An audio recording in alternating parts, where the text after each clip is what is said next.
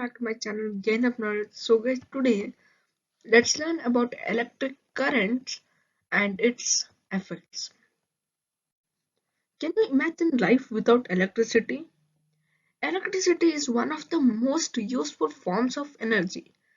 It is used to run various electric appliances as it can be transformed into many other energy forms like heat energy in heaters, irons and geysers, and light energy as seen in electric bulbs, tube lights and display units, mechanical energy as in seen in the case of a fan, and sound energy as heard through music system or loudspeaker. If you guys knew these four transformed energies, let me know in the comment section. And now let's move on. Have you ever wondered how electricity is responsible for making all these things work? To understand this, we first need to know what electricity is and how it flows. Electricity can flow only in a continuous path in a conducting medium. The path through which the electric current flows is called an electric circuit. Electric circuit. Electricity flows through a conductor as an electric current. The, there are some conditions which are essential for an electric current to flow. If you guys know those conditions, you can let me know in the comment section below and I'll say it and tell you in the next video. Now the conditions are: first, a source of an electric current, a cell or a battery, which is here. This is a battery, and a conducting material such as a metal wire. As you can see here, this red color wire, this is a wire, and this black color one, this is also a wire. And an uninterrupted path for the flow of electric current. It should not be interrupted, means the switch should not be off. As you can see here, the switch is off and the light is not glowing.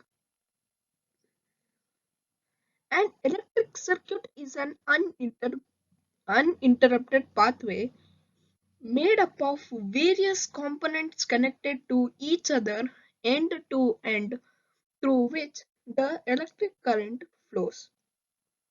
The commonly used components in an electric circuit are the power source, cell or a battery or AC mains, and a switch.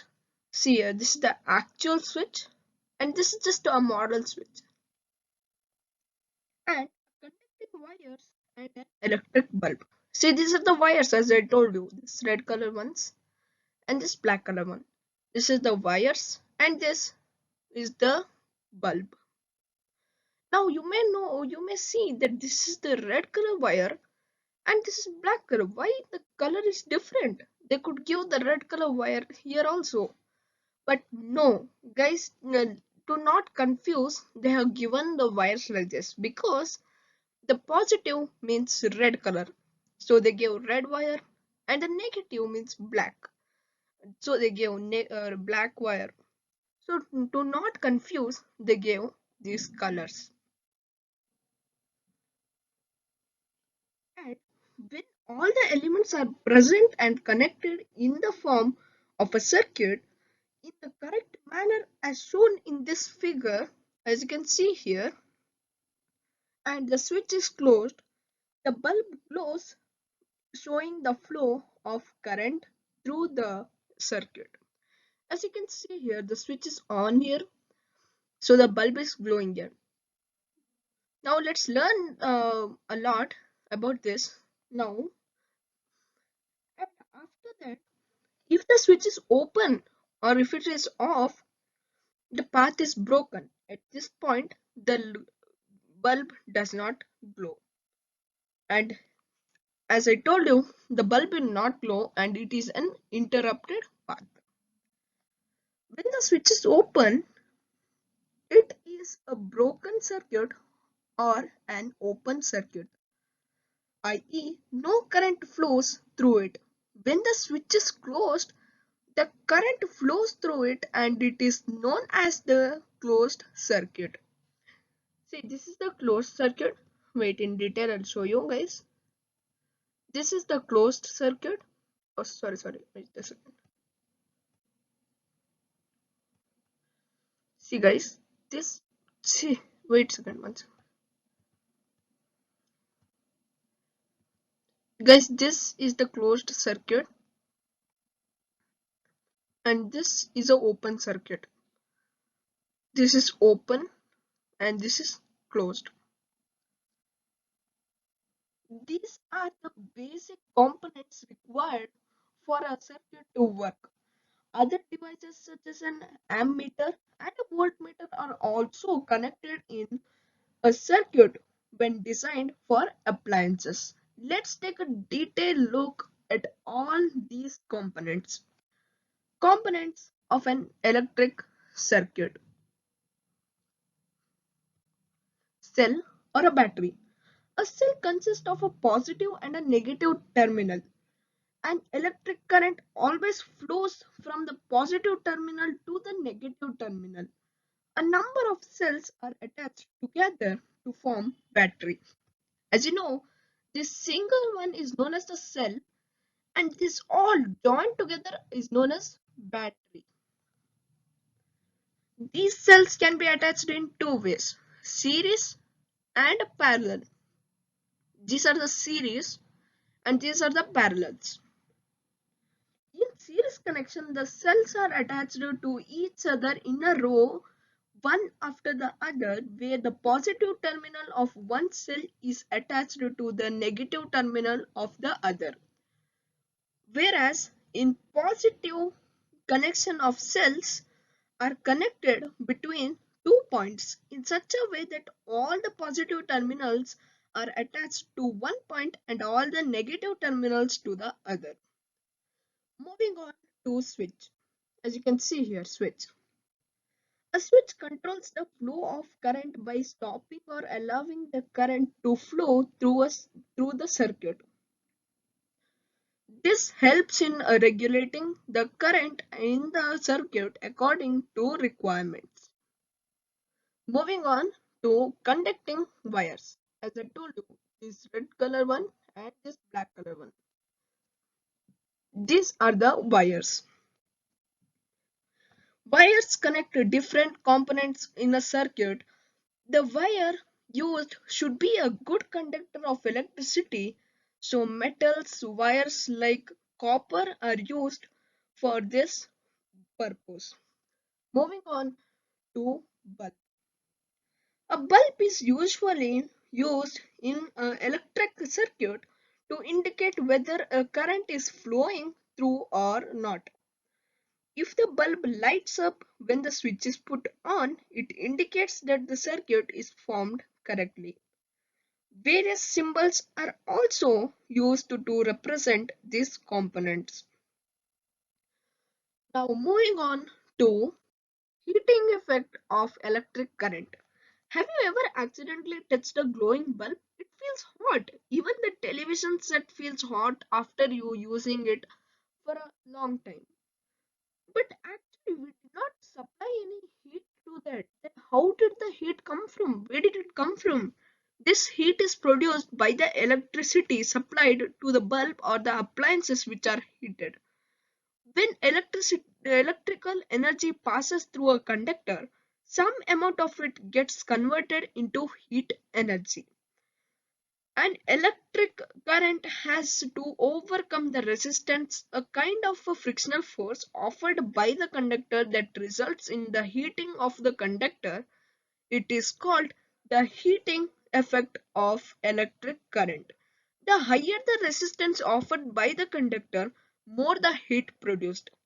The resistance of the conductor depends on its length, thickness, and the material of the wire used. Copper is not heated much due to its low resistance.